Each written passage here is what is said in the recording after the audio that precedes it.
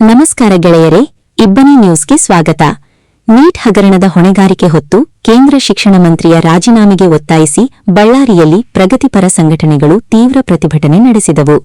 ಬಳ್ಳಾರಿಯ ವೃತ್ತದಲ್ಲಿ ಸಭೆ ಸೇರಿದ್ದ ಪ್ರತಿಭಟನಾಕಾರರು ಬಿಜೆಪಿ ಪ್ರಾಯೋಜಿತ ಪೊಲೀಸ್ ದೌರ್ಜನ್ಯವನ್ನು ತೀವ್ರ ಮಾತುಗಳಲ್ಲಿ ಖಂಡಿಸಿದರು. ಬಳ್ಳಾರಿ ನಗರದ ರಾಯಲ್ ವೃತ್ತದಲ್ಲಿ ಎಸ್ಎಫ್ಐ, ಡಿವೈಎಫ್ಐ, ಜನವಾದಿ ಮಹಿಳಾ ಸಂಘಟನೆಗಳು ಸೇರಿದಂತೆ ಸಾಹಿತಿಗಳು, ಹೋರಾಟಗಾರರು, ದಲಿತ ಪರ ಸಂಘಟನೆಗಳ ಮುಖಂಡರು ಪಾಲ್ಗೊಂಡು ಮೋದಿ ಸರ್ಕಾರದ ಹೊಣೆಗೇಡಿತನದ ವಿರುದ್ಧ ತೀವ್ರ ಆಕ್ರೋಶ ವ್ಯಕ್ತಪಡಿಸಿದರು. ನೀಟ್ ಪರೀಕ್ಷಾ ಪತ್ರಿಕೆಗಳ ಸೋರಿಕೆಯಿಂದಾಗಿ 20ಕ್ಕೂ ಅಧಿಕ ವಿದ್ಯಾರ್ಥಿಗಳು ಆತ್ಮಹತ್ಯೆ ಮಾಡಿಕೊಂಡಿದ್ದರೂ ಕೇಂದ್ರದ ಬಿಜೆಪಿ ಸರ್ಕಾರ ಮಾತ್ರ ದುರಂತದ ಮತ್ತು ಹಗರಣದ ಹೊಣೆಗಾರಿಕೆಯಿಂದ ನುಣುಚಿಕೊಳ್ಳುತ್ತಿರುವುದರ ಬಗ್ಗೆ ಪ್ರತಿಭಟನಾಕಾರರು ಮೋದಿ ಸರ್ಕಾರವನ್ನು ತರಾಟೆಗೆ ತೆಗೆದುಕೊಂಡರು. ದೆಹಲಿಯ ಜಂತರ್ ಮಂತರ್ನಲ್ಲಿ ಹೋರಾಟ ನಿರತ ವಿದ್ಯಾರ್ಥಿಗಳ ಮೇಲೆ ಮೋದಿ ಸರ್ಕಾರ ನಡೆಸಿರುವ ದೌರ್ಜನ್ಯ ಅತ್ಯಂತ ಅಮಾನುಷವಾಗಿದೆ. ವಿದ್ಯಾರ್ಥಿನಿಯರ ಜೊತೆ ಪೊಲೀಸರು ಮೃಗಗಳಂತೆ ವರ್ತಿಸಿದ್ದಾರೆ.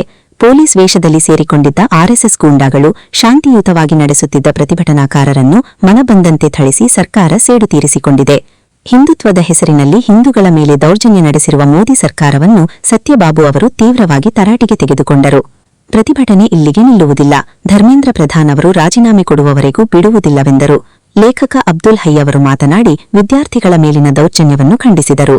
ಹಿರಿಯ ಮುಖಂಡರಾದ ಪನ್ನಾರಾಜ್, ದಲಿತ ಸಂಘಟನೆಯ ಮುಖಂಡರುಗಳು ಮಾತನಾಡಿ ಕೇಂದ್ರ ಸರ್ಕಾರದ ವಿರುದ್ಧ ಕಿಡಿಕಾರಿದರು.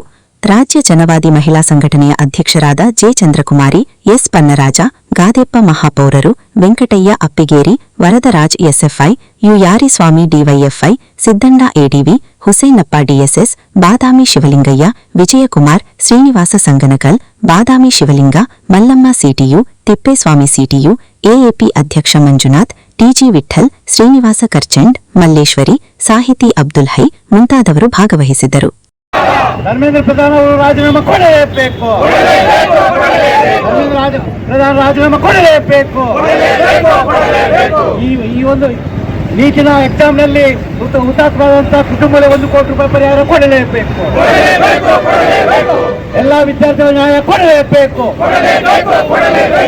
ನ್ಯಾಯ ಸಿಗೋ ತರ ಹೋರಾಟ ಮುಂದುವರಿಯಲಿ. ವಿದ್ಯಾರ್ಥಿಗಳ ಹೋರಾಟ ಜೊತೆಗೆ ನಾವಿದ್ದೇವೆ. ನೀವೇ ಜನತಾ ಮಂತ್ರ ಆಗ್ತಿರುವಂತಹ ಹೋರಾಟ ಜೊತೆಗೆ ನಾವಿದ್ದೇವೆ. ಆತ್ಮೀಯ ಬಂಧುಗಳೇ, ಸಾಕಷ್ಟು ವಿಷಯಗಳನ್ನ ಮಾತಾಡಿದಿರಿ. ಹಲವು ಪ್ರಮುಖರು ಈ ವಿಷಯ ಬಗ್ಗೆ ಸಾಕಷ್ಟು ವಿಚಾರವನ್ನು ಹೇಳಿದ್ದಾರೆ. ಇವತ್ತು ಮುಖ್ಯವಾಗಿ ದೇಶದಲ್ಲಿ ಆಗ್ತಿರುವಂತಹ ಒಂದು ರೀತಿ ನಮ್ಮ ದೇಶದಲ್ಲಿರುವಂತಹ ಯುವ ಜನರನ್ನ ದಾರಿ ತಪ್ಪಿಸುವಂತ ಕೆಲಸ ಮಾಡಿ ಇವತ್ತು ದೇಶದಲ್ಲಿ ಹಿಂದೂಗಳು ಮುಸ್ಲಿಮ್ಸ್ ಅಂತ ಒಂದು ಕೋಮು ದೇಶವನ್ನು ಹರಡಿಸಿ ಒಂದು ಬಿಜೆಪಿ ಸರ್ಕಾರ ಅಧಿಕಾರಕ್ಕೆ ಬಂದಿದೆ.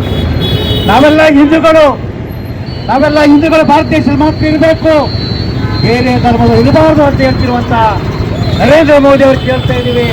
ಅಯ್ಯೋ ಸ್ವಾಮಿ, ಇವತ್ತು ವಿದ್ಯಾರ್ಥಿಗಳು ಸತ್ತಿರುವಂತವರೆಲ್ಲರೂ ಹಿಂದೂಗಳೇ, ಅಲ್ಲಿ ಯಾರು ಮುಸ್ಲಿಮ್ಸ್ ಇಲ್ಲ, ನಿಮ್ಮ ಹಿಂದೂಗಳೇ ಸತ್ತಿರೋದು. ಎಲ್ಲಿಗೂ ಹೋಗ್ತೀವಿ ಹಿಂದೂ ಧರ್ಮ? ನಮ್ಮ ದೇಶದಲ್ಲಿ ರಾಮ ಮಂದಿರ ಕಟ್ಟುವಂತ LK ಅದ್ವಾನಿಯವರು ರಥಯಾತ್ರೆ ಮಾಡಿದ್ರು. ಇಡೀ ದೇಶದ ತುಂಬ ದೊಡ್ಡ ರಾಮ ಮಂದಿರವನ್ನು ಕಟ್ಟಿದ್ದಾರೆ. 1 ರೂಪಾಯಿ ದೇಣಿಗೆಯನ್ನು ಕಲೆಕ್ಟ್ ಮಾಡಿದ್ದಾರೆ. ಇವತ್ತು ರಾಮ ಮಂದಿರದಲ್ಲಿ ಸಾವಿರಾರು ಕೋಟಿ ರೂಪಾಯಿ ಹಗರಣ ಮಾಡಿದ್ರು. ನೀವು ಕಾಣಿಸ್ತಿಲ್ವಾ ಸಾವಿರಾರು ಕೋಟಿ ರೂಪಾಯಿ ಹಗರಣ ಮಾಡಿದ್ರು? ಇವತ್ತು ಯಾರೇ ಬಿಜೆಪಿ ಸರ್ಕಾರ ಹೋರಾಟ ಮಾಡಿದ್ರೆ, ಬಿಜೆಪಿ ವಿಮರ್ಶೆ ಮಾಡಿದ್ರೆ ಅವ್ರು ಪಾಕಿಸ್ತಾನವರಂತಾರೆ, ಇಲ್ಲ ಮುಸ್ಲಿಮ್ಸ್ ಅಂತಾರೆ, ಇಲ್ಲ ದೇಶದ್ರೋಹಿಗಳಂತಾರೆ, ಉಗ್ರವಾದಿಗಳಂತಾರೆ, ಖಲಿಸ್ತಾನ್ ಅಂತಾರೆ. ನರೇಂದ್ರ ಮೋದಿ ಅವರಿಗೆ ಇಲ್ಲಿವರೆಗೂ ಯಾವುದೇ ಒಂದು ಪತ್ರಿಕಾಗೋಷ್ಠಿ ಮಾಡಿರೋದಿಲ್ಲ. ಪತ್ರಿಕಾವನ್ನು ಎದುರಿಸ್ಕೊಂಡು ಮಾತಾಡಲಿಕ್ಕೆ ಸಾಧ್ಯ ಆಗ್ತಾ ಇಲ್ಲ. ನಾವು ನಮ್ಮ ದೇಶದಲ್ಲಿ ನೋಡಿರುವಂತಹ ಎಲ್ಲ ಪ್ರಧಾನಿಗಳಲ್ಲಿ ನರೇಂದ್ರ ಮೋದಿ ಅವರು ಇಲ್ಲಿವರೆಗೂ ಒಂದು ಪತ್ರಿಕಾಗೋಷ್ಠಿ ಮಾಡಿಲ್ಲ. ಪತ್ರಿಕೆದವರು ಕೇಳುವಂತ ಪ್ರಶ್ನೆಗಳೇ ಉತ್ತರ ಕೊಡ್ಲಿಕ್ಕೆ ಸಾಧ್ಯ ಆಗ್ತಾ ಇಲ್ಲ.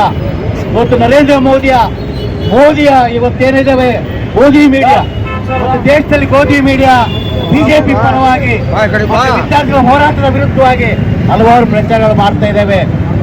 ಇವತ್ತು ನಮ್ಮ ದೇಶದಲ್ಲಿ ಅತ್ಯಂತ ದೊಡ್ಡ NDT ಚಾನಲ್ ಇವತ್ತು ಬಿಜೆಪಿ ಪರವಾಗಿ ಮಾಡ್ತಾ ಇದೆ. ಹೋರಾಟ ಮಾಡುತ್ತಿರುವಂತಹ ಆ ವೀರ ಯೋಧ ವಿದ್ಯಾರ್ಥಿಗಳಿಗೆ ಬಳ್ಳಾರಿಯಿಂದ ಒಂದು ಸಂದೇಶವನ್ನು ಕಳಿಸ್ತಾ ಇದ್ದೀವಿ ಬಂಧುಗಳೇ.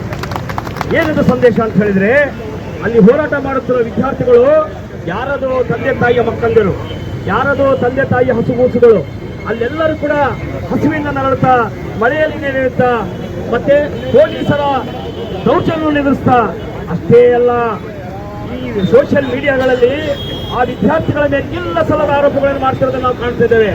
ಇಷ್ಟು ದಿನ ಅವರಿಗೆ ಬೆಳೆಸ್ತಿರುವಂತ ಟೂಲ್ ಕಿಟ್ ಏನಂತ ಹೇಳಿದ್ರೆ, ಪಾಕಿಸ್ತಾನಿಗಳು, ಖಲಿಸ್ತಾನಿಗಳು, ಚೀನಾ ಏಜೆಂಟರು, ನಗರ ನಕ್ಸಲರ ಕುಮ್ಮಕ್ಕಿನಿಂದ ಮಾಡುತ್ತಿರುವ ಹೋರಾಟಗಳು, ವಿದೇಶಿ ಫಂಡಿಂಗ್ನಿಂದ ನಡೀತಾ ಇರುವ ಹೋರಾಟಗಳು ಅಂತ ಇದ್ರಲ್ಲ, ಆ ಎಲ್ಲ ಗೋಲಿ ನೀಗಂಟ ಹುರಿಯುತ್ತಿರುವ ಕಣ್ಣುಗಳು, ಹಗಲು ರಾತ್ರಿಗಳನ್ನು ಸೀಳಿ ನಿದ್ದೆಯನ್ನು ಒದ್ದರು, ಕಂಬಳಿಗಳು ಏಳಿ ಎದ್ದವು, ಅವರು ಬರುವ ಹುಚ್ಚಿಗೆ ಭೂಕಂಪನವಾಯಿತು, ನಾವು ಬರುವ ಹುಚ್ಚಿಗೆ ಸರಿ.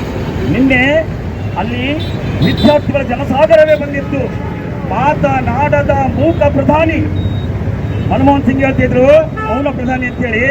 ಈತನು ಕೂಡ ಮಾತನಾಡದ ಮೂಕ ಪ್ರಧಾನಿಯನ್ನ ಅರ್ಧರಾತ್ರಿಯಲ್ಲಿ ಮಾತನಾಡುವಂತ ಮಾಡದಂತ ಕೆಚ್ಚದೆಯ ಹೋರಾಟಕ್ಕೆ ಬಳ್ಳಾರಿಯ ಜನ ಬೆಂಬಲ ಕೊಡ್ತಾ ಇದೀವಿ ಬಂಧುಗಳೇ. ಹಾಗಾಗಿ ಇವತ್ತೆಲ್ಲರೂ ಕೂಡ ಮಾತಾಡಾಗಿದೆ, ವಿಷಯ ಬೇರೆ ಬೇರೆ ಬಹಳಷ್ಟಿದೆ.